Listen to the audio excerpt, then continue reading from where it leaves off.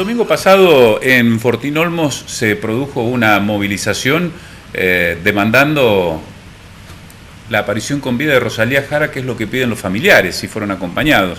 Fortín Olmos es una localidad muy pequeña del departamento Vera, creo que en es. El norte de la provincia. En el departamento Vera, donde ha desaparecido Rosalía Jara. Hace ya casi 4 meses que no se tienen noticias de ellas. La familia pide desesperadamente saber qué pasó. No se encuentra, se han encontrado muy pocos rastros.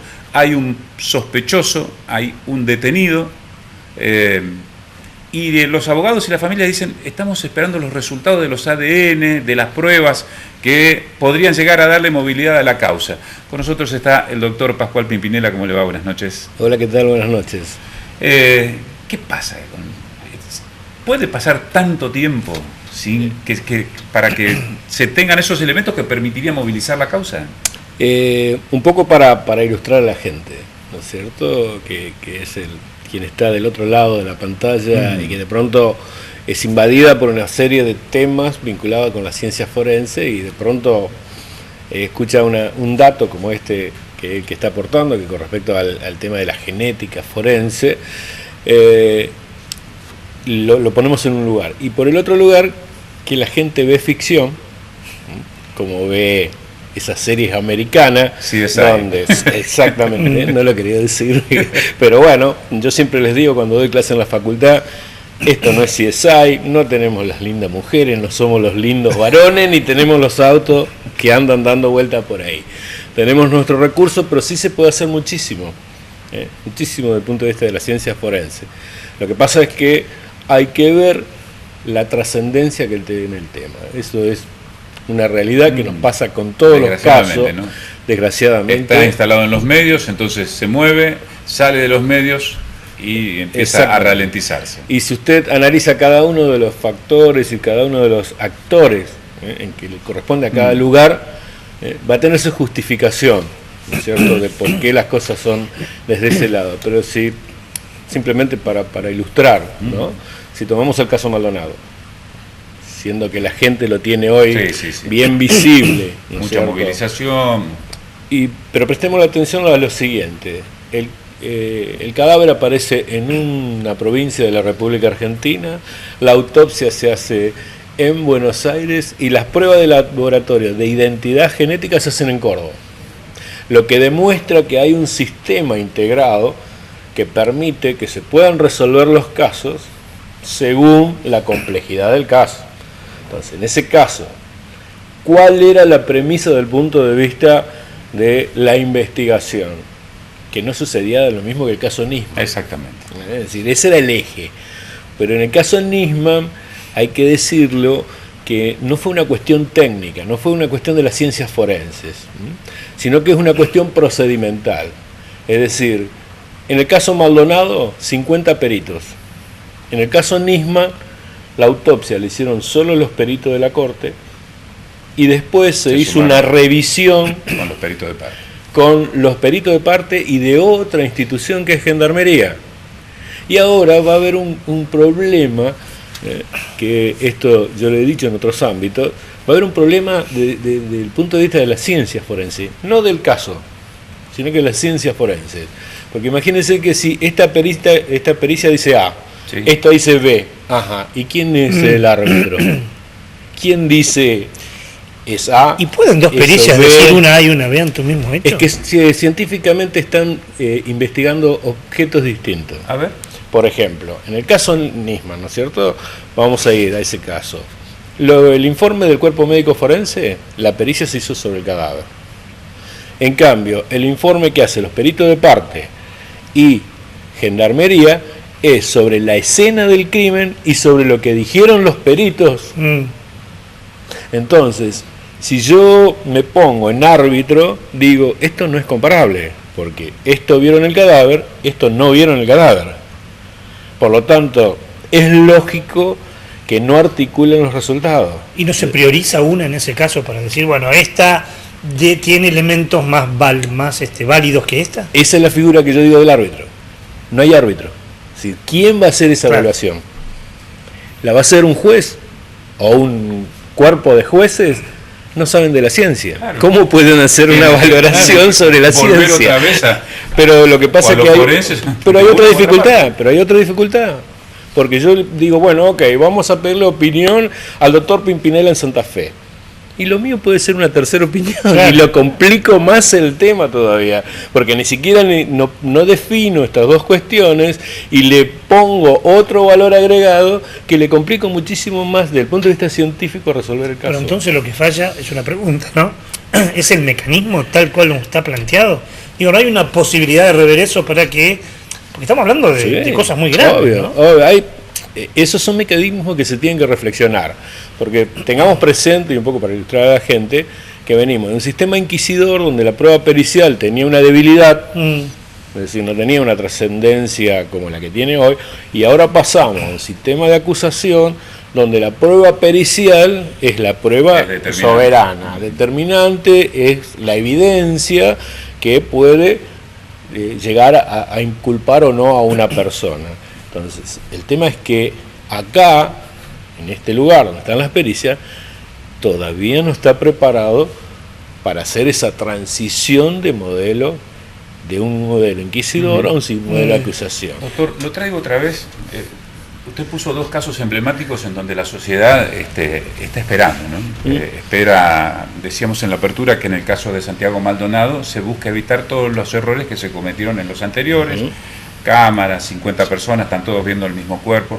En el caso de Nisman, usted decía, el cuerpo médico forense hizo la autopsia sobre el cuerpo, los otros sobre lo que dicen que vieron. Y en el caso de Rosalía Jara, suponiendo que sea un crimen, es un crimen perfecto porque no hay cuerpo. ¿Y cómo se avanza en esos casos? Y hay que buscar el cuerpo. Lamentablemente, si no, tenemos el caso López, que en la historia... todavía lo andamos buscando. Se ha encontrado un cabello en un nido de carancho. Bueno, por eso, pero lo que pasa es lo siguiente, el cabello tiene que tener el bulbo, es decir, no cuando arranca, no lo sé, no sé qué parte es, lo hablo desde el punto de vista científico. Pero sin bulbo no alcanza. Sin bulbo no tengo la posibilidad de hacer pruebas genéticas. Bien. Que solamente sé si ese cabello corresponde a esa persona a través de una confrontación genética. Lo que quiero decir un poquitito también desde las ciencias forenses, esta cuestión vinculada con este caso de personas que no aparecen nunca, ¿no? Como dije, refiriéndome al caso López. Hay países, Colombia es uno de los países más avanzados en ese tema, que tiene un sistema, por eso digo de esta cuestión pericial, prepararla, que todavía no estamos preparados. Lo que hacen ellos es lo siguiente: cuando desaparece una persona se toma una muestra genética de esa persona y tienen un banco genético de desaparecidos. Entonces, cuando aparece un cadáver, se toma la muestra de ese cadáver y se coteja con todo ese banco genético. Porque supongamos eso que... no existe hoy en la no. Entonces, ¿qué pasa? Supongamos que el caso de esta chica de Vera, aparece el cadáver allá, en Neuquén. ¿Cómo sé que es esta chica? Porque allá en Neuquén va a aparecer un cadáver de una mujer y no van a relacionar que a lo mejor esta mujer es una mujer desaparecida que se está buscando en la provincia de Santa Fe, porque nosotros tampoco de acá sabemos los desaparecidos de otras provincias. Entonces, solamente si uno tiene un sistema, que lo tiene que tener el Estado, donde en ese sistema tiene un banco de datos y donde a través de ese banco de datos ese cadáver que apareció allá lo puedo confrontar con los datos que yo tengo acá y decir, esta es la chica que estamos buscando de la localidad de Vera. Qué importante esto que dice, porque uno entiende que Colombia, por su historia de violencia política, seguramente generó esto. Ahora la Argentina, y quiero sacar el desaparecido por cuestiones políticas, uno solo yendo a los aeropuertos, a las estaciones de colectivo, ve miles de búsqueda de personas. Qué curioso que teniendo esta realidad la Argentina no tenga este mecanismo como tiene Colombia, ¿no? Exactamente, por eso quiero decir, uno lo que ve desde la perspectiva de la ciencia es que hay muchísimas herramientas de la ciencia que después no se aplican, porque no estamos hablando de una tecnología de alto costo, no estamos hablando... De hecho, los organismos de derechos humanos tienen algo similar a esto. A eso quería llegar. Abuelas, por ejemplo. A eso quería llegar. Es decir, cuando se tomó para ver cómo estos temas se deben prosperar. Cuando se tomó la decisión política de decir, che, vamos a buscar las personas que dicen que desaparecieron en la República Argentina, y se puso toda la fuerza del Estado en una cuestión científica que tuvo trascendencia a nivel mundial, porque hoy es reconocido a nivel mundial el Grupo de Antropología Forense de la República Argentina, pero ese grupo tuvo que tener el apoyo del Estado, el financiamiento del Estado y la voluntad política para que esta cosa saliera. Entonces, esto es así. Es decir, yo sé que lo voy a poner en un brete, no quiero que sea árbitro. Digo, estamos ya sobre el cierre. Tratamos el caso Maldonado, sobrevoló la charla. El primer dictamen que hacen los forenses es decir, no hubo violencia externa en el cuerpo. Eso desarma una hipótesis de que se haya ejercido violencia sobre Santiago Maldonado. Exactamente. Pero, a ver, quiero decir 2 o 3 cosas para dejarlo ahí, y si ustedes quieren, yo puedo venir en otra oportunidad cuando tengamos más datos. Porque, por una cuestión, esto sí es mi forma de ser. Yo creo que cuando se ocultan estos temas, lo único que prospera es la duda, y la gente cuando duda, la ciencia es algo que debe aportar para decir, che, a ver si aportamos algo desde la ciencia para que por lo menos la gente de alguna manera no quede en ese mundo de la duda. Entonces, con respecto al caso Maldonado, hay una cuestión llamativa que yo lo comparo con los casos que nosotros tenemos acá. Ese cadáver se encontró en el agua. Por lo tanto, la primera hipótesis es que la muerte ha sido a través de una asfixia por sumersión. Para eso se están haciendo una prueba de unos elementos que son los plancton, que están en el agua, y que de pronto una persona cuando cae al agua entra todo el agua, inunda los pulmones, pasa el plancton a la sangre, de la sangre se distribuye por todo el cuerpo humano y llega a un lugar que se llama esternón. En ese lugar, si yo lo encuentro, es porque todo ese mecanismo se dio, por lo tanto se murió por asfixia por sumersión. Ahora, si la muerte ocurre de otra manera, y yo tiro un cadáver al agua, el cadáver tiene la posibilidad de que estos plancton se infiltre, como que se va metiendo dentro del cuerpo, pero nunca va a llegar al esternón. Por lo tanto, si yo lo encuentro en los tejidos del cuerpo, pero no lo encuentro en el esternón, puedo hablar la hipótesis de implantación. Entonces, ahí estamos con respecto a ese tema. A mí lo que me llama la atención nada más, y ya cierro, es el tema de que si el cadáver estuvo tanto tiempo, porque lo que coincide es el tiempo de muerte, por el estado del cadáver, es decir, que cuando se denunció la desaparición, es el momento en que probablemente ocurrió la muerte.